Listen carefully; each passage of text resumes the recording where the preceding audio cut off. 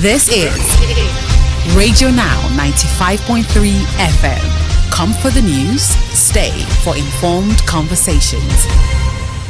And on Now Breakfast this morning, Nigerians have been advised to avoid all non-essential travel to Uganda due to an outbreak of the Ebola virus. The travel advisory comes as the Nigeria Center for Disease Control and Prevention, NCDC, announced that there are no cases whatsoever of the virus in the country. Radio Now's Stephen Imediegwu speaks with foremost virologist Professor Oyewale Tomori on the outbreak. Professor Tomori begins by speaking about the severity of the current outbreak in Uganda. I think any outbreak of those hemorrhagic fever, even if it's just one case, it's serious enough to warrant urgent attention. And actually, by the time you detect one case, the likelihood with our system of disease surveillance, many more people will have been affected. So gladly, Uganda has detected one case and has traced 45 other people who have had contact with that person. So that tells you it may be more serious than we think it is. But at least they've done the right thing, identified the case, traced the contacts, and are monitoring them. How would you rate our level of preparedness to confront these diseases? I know that there's a trial drug that's being discussed at the moment, but were we prepared for the return of Ebola in any way? Well, the countries where Ebola shows up around DR Congo and Uganda and those places, in a way, they've been exposed to so many episodes of all these outbreaks. Incidentally, the Ebola that we're getting in Uganda now is not the same one that we had in Zaire, in DR Congo, sorry. So there's Ebola Sudan and Ebola Zaire, So there are two different types. So what we are getting in this is one that occurred in southern Sudan. There have been about 9 episodes of that, of which 6 have occurred in Uganda and 3 or so in Sudan itself. It's not as severe as the Zaire, that one that we know. But I think countries in that area, or let me now generalize, Uganda in particular is well prepared because they've had so many episodes and they've responded very well. If you remember, about 2 or 3 weeks ago, Tanzania also had this story about Marburg. And for almost 3-4 days, they kept denying. They said their lab didn't detect it. And then suddenly they accepted. Revert to Rwanda, who had the same Marburg last year. And within a short time, they've done a good job. So it varies from country to country. Some countries are prepared and ready. Others, are not. I think Uganda is one of the good ones. DR Congo is not because of the wars and things that are going on there. Even though they've had the experience of Ebola more than any other country, they're still not. Recently, Goma was just being taken over by another rebel force. So they are fighting there. They don't have the time to do surveillance or other things. So it will vary from one country to another. But let me talk about my country. Just wanting to say I'm prepared. It is another thing to be ready when the exam comes. Students, they say we are preparing for exam. But the result of the exam will determine whether you are ready or not. For me, there's always a lingering thing about me and my country that, we talk about being prepared, but I don't think we're ready. The signs are there, because, the basic foundational thing of getting yourself ready is not there. You don't centralize preparedness in one place, which is NCDC in Nigeria. Preparedness should be something that is done at the state level, at the local government level. Maybe you can pick Lagos State. They seem to be better than other states. So that's my take of whether we are prepared or not. It varies from one state, one country to another, although varies even within the country from one state to another. In the case of what's happening in Uganda, they're not just reporting the outbreak. They're also talking about ways to treat it. It does look like there is a vaccine of some sort in the offing. Are you aware of this, and can you speak to us about it?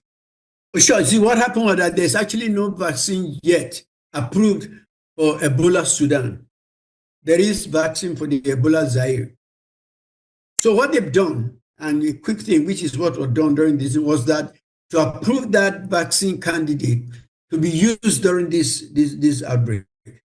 In a way, it also will help us, to see the efficacy, to understand it. Usually, you don't test vaccines during outbreaks, but nowadays it's opportunity for research. The cases are there. So this vaccine, Ebola Sudan type, is being tested right now. It will be tested at this time, in addition to a monoclonal antibody, which have been found for Ebola, and also an antiviral. So there are about 3 different things are going to be put in operation, which is a great thing, and that's the level of preparedness we're talking about. It requires collaboration with researchers, everybody, and it requires good planning. And that's why I say Uganda is much better prepared than we are. I can imagine if we had that kind of situation in Nigeria, where we had to deal with research, we have to do with that, and with disease surveillance, and everything is concentrated in NCDC, then we're going to have a bit of a problem. Rwanda just had a good opportunity on Marburg, and they did the same thing. Within a short time, they got their people vaccinated. The same vaccine there, that the same type of thing will be repeated in Uganda. What they do, they call it the kind of ring vaccination. So you identify a case, and then you vaccinate every contact around that person. So you are creating a ring. They use that during the smallpox vaccination. So you are creating a ring with which the virus cannot enter that ring, because everybody in that ring is protected. The strains of Ebola that are being dealt with in Uganda, does it differ in any way from what we experienced before? And are there different strains according to the various parts of Africa where this crops up? First of all, there are different Ebola group of viruses. There is the Ebola Zaire, there's the Ebola Sudan. There's one other one where they found Bundibugyo, which is related, which is also first found in Uganda. There's the Thai forest, which is found in Ivory Coast. They are all members of the same family, but there are different levels of severity. Ebola Zaire is the most severe, followed by Ebola Sudan, and then maybe the Bundibugyo, which is also a similar type of this thing. The mortality, the symptoms are almost all the same. I mean, the same fever, typical joint pain, malaise, vomiting, diarrhea, all those kind of things. Some of them also have bleeding, more than this. Ebola Zaire probably is the most severe type. The mortality is about 60 to 90%, while the mortality for Sudan is about 40 to 60%. And then the Bundibugyo, which I mentioned, that mortality is about 30%. So there are different grades of severity. Ebola Zaire is easier to transmit than Ebola Sudan. So those are the minor differences. But definitely, they are different. Related virus is like siblings of the same person. My brother, my sister, and my other brother. We are the same tumori, but then we have different names. So that's the same type of thing you have with these 3 viruses. So, Professor, in wrapping this conversation, how worried should we be as Nigerians about the possibility of Ebola reoccurring in the country? Oh, I mean, we weren't expecting it when it came in 2014. Somebody came in from Liberia and brought it into the country. And if not that Lagos State was prepared, we have a disaster in our hand.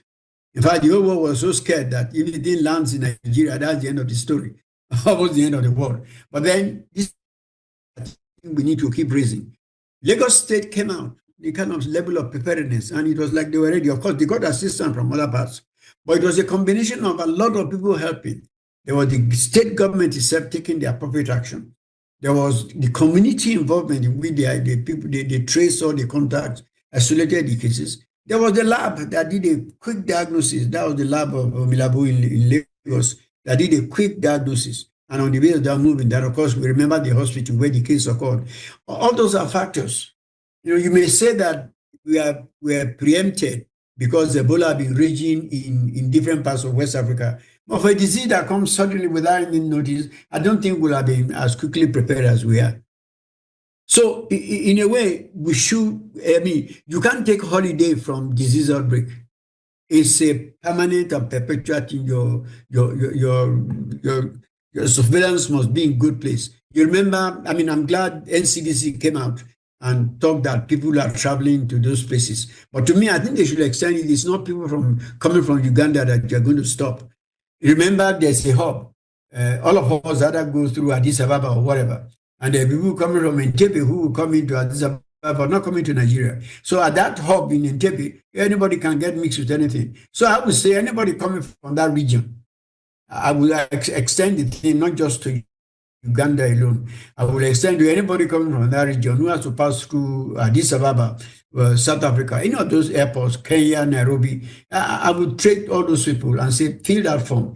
And again, one of the things I actually talked to NCDC about, the fact that the forms we are filling, they need to be giving people some feedback. Since when have we been filling forms when we travel? I mean, it's been since COVID.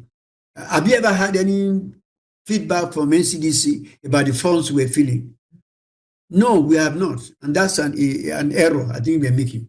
It is important for NCDC to go back and say, in the last 10, 20 weeks, where we collected so many forms, we couldn't find any case. However, we want to keep you on the alert. Or we found a case who came from this place and all that kind of thing. That way, you get the community also involved. Why am I filling these forms if I don't hear anything anymore? So there's a little more step to go. Let NCDC analyze all that information and put it out as we're talking on the radio now. Maybe you invite them to your radio, let them talk with people so that you tell them what they are doing. Professor Oyewale Tomori is a foremost virologist in Nigeria, speaking to Radio Now on the NCDC's alert regarding an Ebola virus outbreak in Uganda. The NCDC has issued a travel advisory to Nigerians, but has also noted that there are no Ebola virus cases in the country at the moment. This is Radio Now 95.3 FM. Come for the news, stay for informed conversations.